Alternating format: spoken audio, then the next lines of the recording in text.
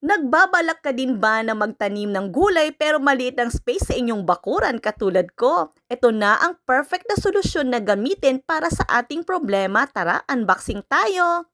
Na-receive ko na nga po itong order ko sa Ramgo na hydroponic tray.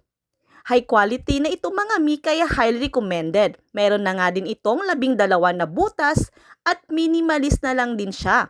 No need na din ang soil. Perfect dito ilagay ang kangkong, lettuce at pechay. Perfect din ito sa mga small spaces like in your balcony, condo. Ay, social, di ba naka-condo? At syempre, pwede rin ito sa inyong harap ng bahay. Pwede rin itong ilagay. Syempre, need din natin dyan ng Ramgo hydroponic pot. 12 pieces na din siya. Ilagay mo lang yan isa-isa sa mga butas at ready to go ng magtanim. Kung interesado ka, nasa comment section ang link. Happy gardening!